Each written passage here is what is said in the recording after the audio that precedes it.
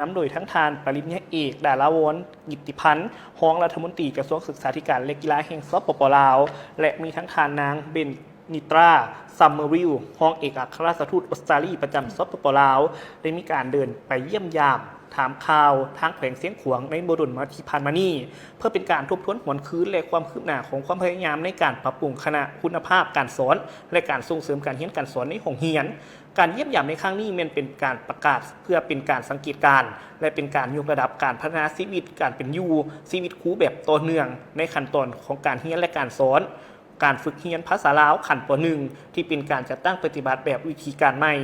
โดยมีการสนับสนุนจากรัฐบาลออสเตรเลียผ่านแผนการวีคว้าเริ่มต้นการเยี่ยมยามในครั้งนี้ทั้งคณะผู้แทนได้มีการรับฟังการเสนอโดยโยจากทั้งคณะนำของวิทยาลูคังไข่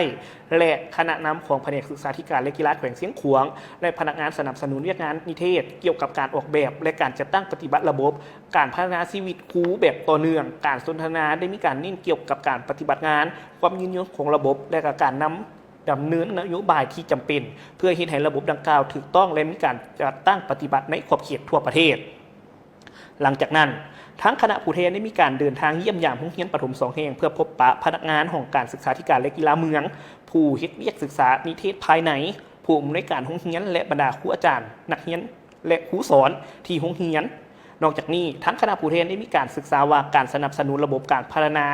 วิชาชีพครูแบบต่อเนื่องได้ช่วยปรับปรุงรูปแบบการสอนและมีส่วนร่วมของนักเรียนในด้านการเรียนรู้ของพวกเขาได้แนวใด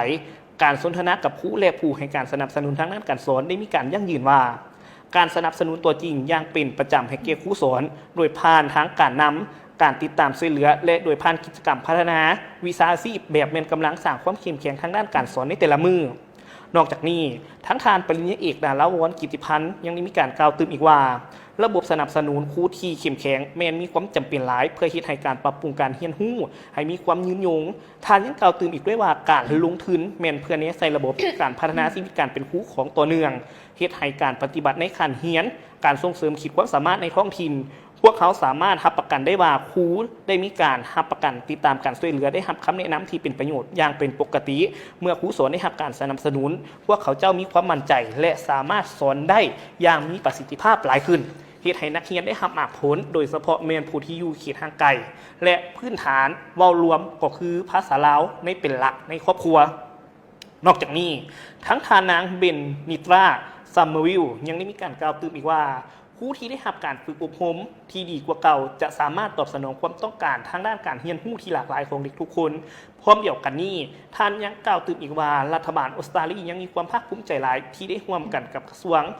ผ่านแผนงานเบอร์ครัวเพื่อสร้างระบบที่สามารถนำใช้ในขอบเขตทั่วประเทศเพื่อช่วยครูสามารถสืบต่อการเรียนรู้และเติบโตในสายอาชีพครูของเขาเจ้าความคืบหน้าที่พวกเขาได้อยู่ที่ทางแขวงเสียงขวางในมือนี้แสดงให้เห็นว่าวิธีการนี้ได้สร้างมากผลอันแท้จริงและเป็นการให้ทุนที่มีความคุ้มค่าสำหรับอนาคตของสปป.ลาวอันนี้ก็ถือว่าเป็นอีกหนึ่งเรื่องงานทางผสมที่ทางคณะผู้แทนของกระทรวงศึกษาธิการและกีฬาแห่งสปป.ลาวร่วมกับสถานทูตออสเตรเลีย